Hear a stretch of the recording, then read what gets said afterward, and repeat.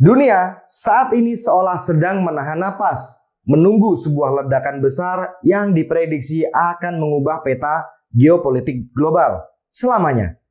Kabar yang berembus dari koridor kekuasaan di Washington dan Tel Aviv bukan lagi sekedar rumor, melainkan sebuah rencana yang matang yang tinggal menunggu hitungan mundur.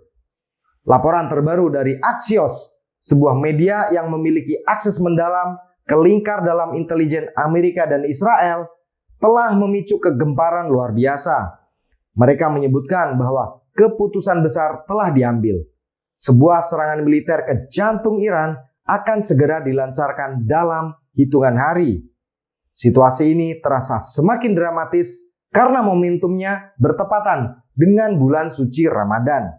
Di saat jutaan umat muslim menjalankan ibadah, bayang-bayang jet tempur dan ledakan rudal justru membayangi langit Timur Tengah.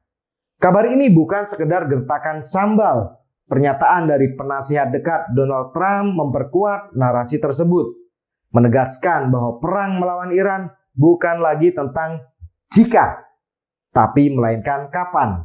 Segala persiapan di lapangan menunjukkan bahwa keputusan ini sudah bersifat final dan tidak bisa diganggu-gugat. Di sisi lain, Iran telah menaikkan status kewaspadaannya ke level tertinggi. Militer mereka sedang dalam posisi siap tempur, mengkalkulasi setiap kemungkinan balasan yang akan muncul.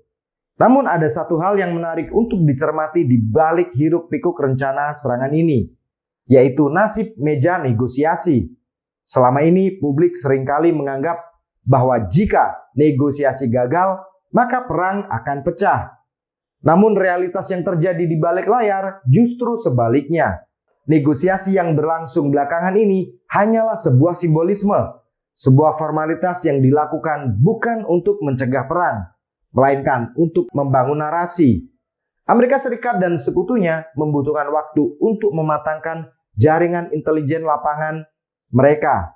Mereka memerlukan celah waktu untuk memastikan setiap target terkunci dengan akurat.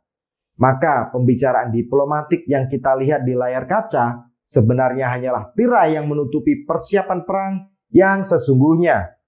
Di saat para diplomat berjabat tangan, para jenderal sedang menggeser bidak-bidak tempur mereka di peta. Iran tentu tidak tinggal diam. Teheran saat ini berada dalam kondisi siaga yang belum pernah terjadi sebelumnya. Mereka menyadari bahwa badai sedang menuju ke arah mereka. Namun Iran tidak berdiri sendirian. Dalam hitungan jam, latihan militer besar yang melibatkan Rusia dan Cina akan segera dimulai. Ini adalah pesan kuat kepada Barat bahwa Iran memiliki dukungan dari raksasa-raksasa Timur. Tidak hanya itu, faksi-faksi pendukung di kawasan seperti Yaman telah mengeluarkan ancaman yang mengerikan. Menteri Pertahanan Yaman secara terbuka menyatakan bahwa mereka siap mengubah kawasan tersebut menjadi tumpukan abu. Rudal dan drone mereka sudah diarahkan ke aset-aset Israel dan kapal-kapal perang Amerika yang melintas di perairan sekitar. Ada satu aspek yang sangat krusial dalam potensi konflik ini, yaitu keterlibatan teknologi militer Cina. Selama bertahun-tahun, Cina dikenal sebagai raksasa ekonomi. Namun dalam konflik ini, mereka mulai memamerkan taji militernya. Cina dikabarkan telah menyerahkan teknologi radar paling mutakhir yang mereka miliki kepada Iran. Radar yang dikenal sebagai YLC-8B ini disebut-sebut sebagai pembunuh jet tempur siluman. Selama ini dominasi udara Amerika Serikat sangat bergantung pada pesawat siluman seperti F-35 dan F-22 yang diklaim tidak terlihat oleh radar lawan. Namun teknologi baru dari Cina ini diklaim mampu mendeteksi keberadaan pesawat-pesawat tersebut dengan presisi yang tinggi. Jika teknologi ini benar-benar bekerja di medan tempur Iran, maka seluruh doktrin peperangan udara Barat akan runtuh dalam sekejap. Ini akan menjadi sejarah pertama di mana jet tempur paling canggih di dunia akan kehilangan keunggulan utamanya.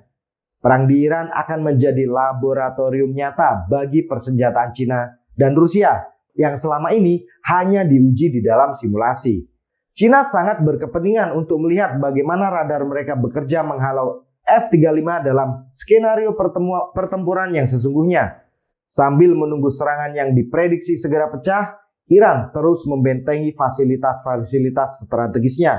Situs-situs nuklir di Isfahan dan pangkalan rudal di berbagai wilayah mulai ditutup rapat dan diperkuat dengan lapisan pelindung ekstra. Iran seolah sedang menyiapkan diri untuk menerima pukulan terberat dan kemudian membalasnya dengan cara yang tak terbayangkan. Komandan Garda Revolusi Iran bahkan sempat memberikan sindiran pedas terhadap narasi Trump yang sering membanggakan kapal perang dan pengebom Amerikanya sebagai aset yang indah. Bagi Iran, mereka juga memiliki koleksi rudal dan drone yang tak kalah indah yang siap diluncurkan kapan saja. Namun ketegangan ini tidak hanya terbatas di Timur Tengah. Di belahan dunia lain, krisis Kuba kembali memanas, mengingatkan kita pada memori kelam Perang Dingin tahun 1962.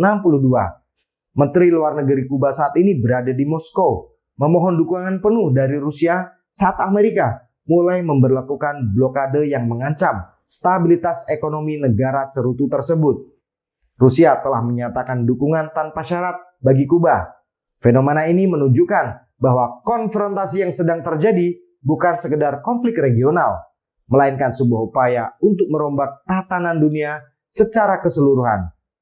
Kembali ke figur Donald Trump, laporan intelijen yang sampai ke mejanya memberikan gambaran yang cukup suram jika perang benar-benar pecah.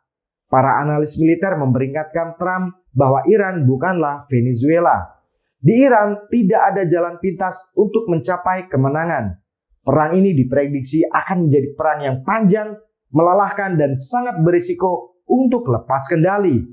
Dampak politiknya pun sangat nyata. Keterlibatan dalam perang yang membuat destruktif ini bisa membuat Trump kehilangan dukungan domestik dan bahkan membahayakan posisinya di kursi presidennya.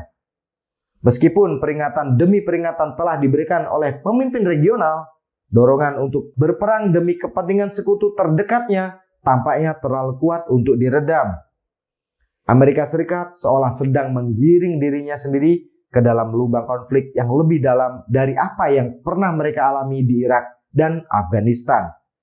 Keyakinan bahwa serangan ini akan menghancurkan rezim di Teheran dalam waktu singkat mulai diragukan oleh banyak pihak. Alih-alih runtuh seperti Libya, serangan ini justru bisa menyatukan seluruh kawasan untuk melawan dominasi Barat. Ada sebuah manuver menarik yang dilakukan oleh pemerintahan Donald Trump untuk melegitimasi langkah-langkahnya di Timur Tengah, yaitu pembentukan apa yang disebut sebagai Dewan Perdamaian Gaza. Namun badan ini justru memicu skeptisisme global. Negara-negara besar seperti Rusia dan Cina, bahkan sekutu tradisionalnya seperti Eropa, itu memilih untuk tidak terlibat. Mereka melihat Dewan ini bukan sebagai alat perdamaian, melainkan sebagai embrio dari tatanan baru internasional yang berada sepenuhnya di bawah kendali Trump. Mengabaikan peran PBB, kejutan terbesar datang dari Vatikan. Meskipun saat ini Paus dipimpin oleh seorang kardinal asal Amerika Serikat, Vatikan secara tegas menolak ajakan untuk bergabung dalam dewan bentukan Trump tersebut. Vatikan menyadari bahwa struktur yang dibangun tidak memberikan ruang bagi hak-hak nyata untuk rakyat Palestina dan justru lebih bersifat politis untuk kepentingan Amerika Serikat. Penolakan ini menjadi pukulan telak bagi narasi moral yang coba dibangun oleh Washington. Di tengah ancaman serangan udara ke Iran, situasi di tepi barat dan Yerusalem pun ikut membara. Ketegangan internal mencapai titik didih, terutama di tengah suasana Ramadan. Operasi militer Israel di wilayah Palestina diperkirakan akan semakin intensif dan pada gilirannya akan memicu perlawanan bersenjata yang lebih luas. Dunia sedang melihat sebuah skenario di mana banyak front pertempuran terbuka secara bersamaan. Pada akhirnya, apa yang kita saksikan hari ini adalah runtuhnya tatanan lama.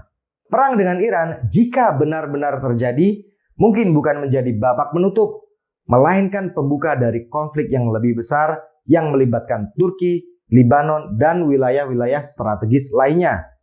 Kepentingan nasional negara-negara di sekitar Iran sedang dipertaruhkan. Mereka kini dihadapkan pada pilihan yang sulit, membiarkan tetangga mereka didestabilisasi oleh kekuatan luar yang berjarak ribuan kilometer, atau berdiri tegak untuk menjaga stabilitas kawasan mereka sendiri. Zaman di mana kekuatan militer Amerika dan Israel dianggap tak tertandingi, kini mulai menghadapi ujian yang sangat nyata.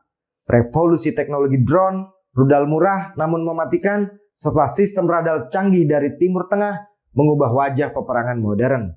Mahakarya persenjataan Barat kini bisa dilumpuhkan oleh inovasi-inovasi baru yang lebih efisien. Kita sedang berada pada ambang perubahan sejarah, di mana pemenang dari konfrontasi ini akan menjadi pihak yang menentukan aturan main dalam tataran dunia yang baru. Semuanya kini bergantung pada apa yang akan terjadi dalam beberapa hari ke depan di langit Iran. Demikian informasi hari ini teman-teman. Tinggalkan pendapat kalian di kolom komentar dan jangan lupa subscribe.